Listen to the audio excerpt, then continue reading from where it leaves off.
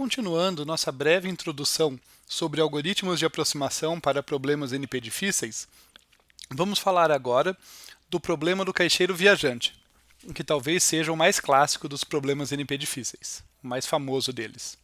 Relembrando vocês, nesse problema, nós temos como entrada um grafo G, com seu conjunto de vértices e arestas, e trata-se de um grafo ponderado, quer dizer, existe uma função W que atribui peso às arestas do grafo. Uma solução viável corresponde a um circuito hamiltoniano. As soluções viáveis são circuitos hamiltonianos, quer dizer, circuitos que visitam uma e uma única vez cada vértice do grafo, retornando, como todo circuito deve fazer, ao vértice de origem. A função objetivo é a soma dos pesos das arestas do circuito e trata-se de um problema de minimização. A gente quer encontrar a solução de menor custo, o circuito de custo mínimo. Mas trazer uma novidade aqui para vocês. Diferente dos dois problemas que a gente tratou anteriormente, sob a perspectiva de algoritmos de aproximação, o problema da mochila e o problema do escalonamento, em que a gente começou estudando um algoritmo de aproximação para ele e provando que ele tinha uma garantia de qualidade, que as suas soluções possuíam uma garantia de qualidade, aqui a gente vai ver um resultado de inaproximabilidade, uma coisa um tanto diferente. A gente vai mostrar que não é possível obter algoritmos de aproximação com uma certa garantia de qualidade para o TSP.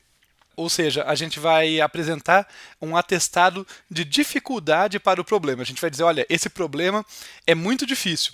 Não só ele é um problema NP difícil, mas não é possível sequer conseguir uma aproximação para ele. Essa vai ser a nossa ideia aqui nesse primeiro momento. Para fazer isso, vamos considerar um problema NP completo aqui, que é o problema do circuito hamiltoniano, um problema relacionado ao problema do TSP, que também envolve encontrar circuitos. Mas aqui a gente não está preocupado com pesos. O problema do circuito hamiltoniano, ele recebe um grafo G como entrada, e a pergunta que ele faz é, existe um circuito que visita cada vértice de G exatamente uma vez? É um problema de decisão, no sentido que a gente quer a resposta sim ou não. Tudo que eu quero saber é se existe um circuito que atende essa propriedade, que visita cada vértice apenas uma vez, ou não, ou se isso não é possível encontrar no espaço de busca ali das soluções. Encarando esse problema aí, que é NP completo, o que a gente vai fazer é relacionar o problema do circuito hamiltoniano com o problema do caixeiro viajante. Eu já vou entrar em mais detalhes sobre isso. Mas eu quero lembrar vocês que se P for diferente de NP, que é uma questão aberta aí na computação, uma das grandes questões da matemática, da teoria da computação, que a gente tratou brevemente lá na primeira semana do curso, se for esse o caso, se P for diferente de NP, então não existe algoritmo polinomial para problemas NP completos. Se for esse o caso, então não é possível encontrar um algoritmo polinomial para resolver, em particular, o problema do circuito hamiltoniano. Vamos ver o que a gente vai derivar a partir daí. Primeiro, para começar esse caminho para relacionar os problemas, a gente vai construir, a partir do grafo G, que é dado como entrada do circuito hamiltoniano, um grafo G' que tem pesos nas arestas, que vai ser o nosso grafo de entrada para o problema do caixeiro viajante, para fazer essa relação. Então, a gente vai construir um grafo G' aqui, que é um grafo completo, com o mesmo conjunto de vértices, mas com uma diferença nas arestas. Primeiro que ele é completo, ele vai ter todas as arestas. Para cada par de vértices, vai ter uma aresta ali conectando aquele par. E o peso nas arestas vai seguir a seguinte propriedade. Se aquela aresta existe no grafo original, então ela tem peso 1. Notem aqui, à esquerda, no nosso exemplo, nós temos, por exemplo, entre A e B existe a aresta, então essa aresta tem peso 1. Entre B e C também existe aresta, então ela tem peso 1. Toda aresta que existe no grafo original vai ter peso 1 no grafo modificado. No caso aqui, esse é o nosso G, e esse aqui na direita é o nosso G'. Se a aresta não existe no grafo original, a gente vai dar um peso bem grande para ela. E mais especificamente, vai ser o peso C vezes N, tá? Se ela não existir, para uma constante C. Uma constante suficientemente grande, já vou especificar que constante é essa, tá? Mas por enquanto é uma constante arbitrária. Notem que eu posso fazer essa adaptação para qualquer grafo. Dado um grafo G de entrada ali, eu consigo transformar ele num grafo completo com pesos nas arestas seguindo essas regras. E agora vamos para a parte realmente da redução ali, relacionar os problemas. Para relacionar com o TSP, então, vamos analisar duas possibilidades. Se o grafo original G tiver um circuito hamiltoniano, então o grafo G' também tem um circuito hamiltoniano, mas em particular, a gente sabe que ele tem um circuito hamiltoniano com custo n. Olha que interessante. Porque é o mesmo, né? É só pegar o circuito hamiltoniano do grafo G, seguir as mesmas arestas, cada uma delas terá custo 1, porque foi esse o custo, as arestas originais passaram a ter custo 1 no grafo G'.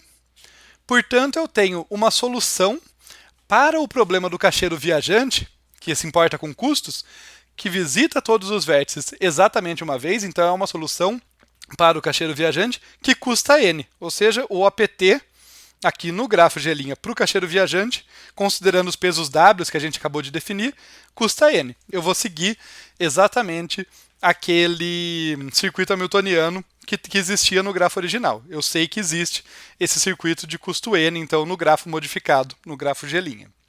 Por outro lado, se G não tem circuito hamiltoniano, e eu quiser encontrar um circuito hamiltoniano de custo mínimo para resolver o meu problema do cacheiro viajante em G', eu vou encontrar, porque G' é completo. Para qualquer grafo completo, eu vou conseguir encontrar um circuito hamiltoniano ali que visita todos os vértices. Mas eu vou ser obrigado a usar pelo menos uma aresta de custo C vezes N. Eu vou ter que usar pelo menos uma aresta que não existia no grafo original para completar o meu circuito.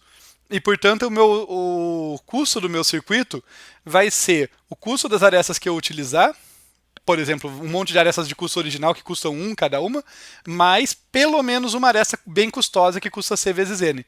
Então, o meu ótimo, nesse caso, do TSP, vai custar mais do que C vezes N. Estritamente maior, tá, gente? Por que estritamente maior? Porque é o custo dessa aresta mais o que mais ele pegar. Pelo menos alguma coisinha lá ele vai ter que pagar mais o custo das arestas originais. Então é estritamente maior do que C vezes N. Então notem que, a partir dessas observações, a gente sabe que existe uma diferença bem grande no custo de uma solução ótima para o TSP, relacionada ali à existência ou não de um circuito hamiltoniano no grafo original, no grafo G.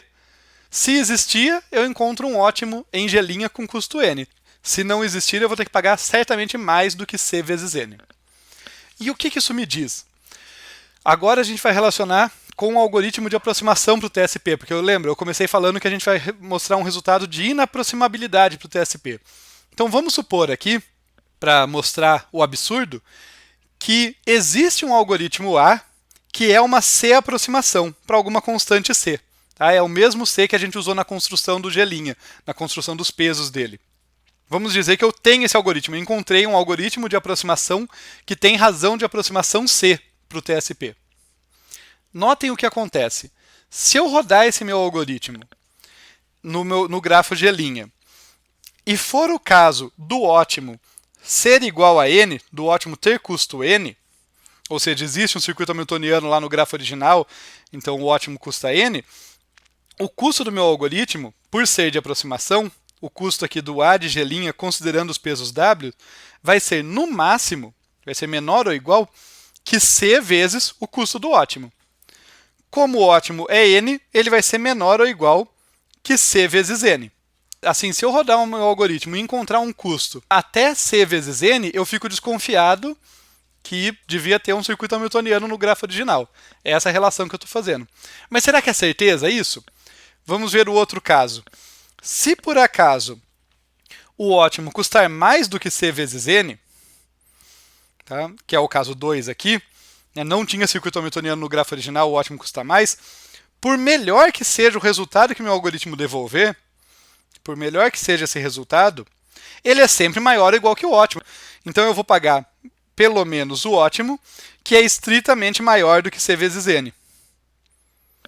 Quer dizer, se o resultado do meu algoritmo for menor ou igual a C vezes n, eu tenho certeza que eu estou no caso 1.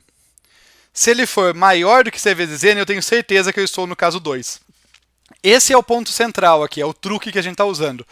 Eu construí o grafo G' de uma forma que, de acordo com a resposta que o meu algoritmo der, se ela for menor ou igual a C vezes n ou maior do que C vezes n, eu consigo inferir se eu estou no caso 1, ou seja, existe um circuito hamiltoniano no grafo original G, ou no caso 2, não existe um circuito hamiltoniano. Quer dizer eu acabei conseguindo encontrar a solução do meu problema original, do problema do circuito hamiltoniano, que é o que está condensado nessas frases aqui. G possui um circuito hamiltoniano se e somente se o custo de algoritmo sobre G' for menor ou igual a C vezes N. Então, se a minha resposta for menor ou igual, com certeza existe um circuito hamiltoniano no grafo original. Se for maior, com certeza não existe. Eu resolvi o meu problema de decisão. Quer dizer, o algoritmo A, que é um algoritmo de aproximação que roda em tempo polinomial e tal, rodando sobre o grafo G', que eu consegui construir também em tempo polinomial, uma modificação simples do grafo original, resolve para mim um problema NP completo. Mas opa, eu consigo resolver um problema NP completo em tempo polinomial? Se P for diferente de NP, eu não consigo, né? Então, a menos que P seja igual a NP, não é possível obter uma aproximação constante para o TSP. Para qualquer C. Note que a nossa demonstração foi para qualquer constante C. Se for verdade que P é diferente de NP, não só o problema do TSP é NP difícil, mas, além disso, conseguir uma aproximação constante para ele também não é viável. Eu sei que esse tipo de resultado mais teórico dá um pouquinho mais de nó na cabeça. Eu tentei mastigar tanto quanto consegui para vocês. Espero que tenha ajudado. E vou deixar um desafio final aqui para vocês, que é, de fato, a inaproximabilidade do TSP é ainda pior. Eu fiz a demonstração me valendo aqui de uma constante C, porque eu achei que isso facilita a compreensão. Mas a gente consegue generalizar a prova para mostrar que não é possível obter sequer uma f de n aproximação para qualquer função fn ali.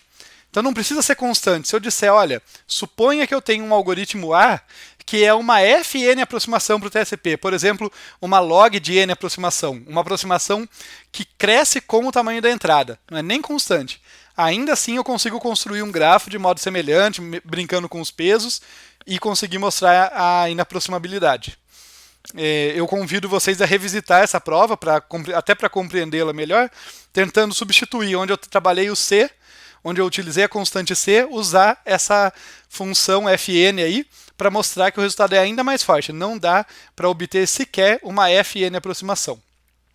Mas para não terminar esse vídeo só com o resultado negativo, né, que a gente costuma dizer que um resultado de inaproximabilidade, embora do ponto de vista teórico seja muito interessante, está dizendo algo muito forte sobre o problema, é um resultado negativo, ele nos diz o que a gente não consegue fazer. Eu quero dizer para vocês que nem tudo está perdido, porque embora a gente não consiga encontrar algoritmos de aproximação para o caso geral do TSP, a gente consegue encontrar algoritmos de aproximação interessantes e bastante razoáveis até, para um caso particular ainda bem interessante do problema. E é isso que a gente vai ver na sequência.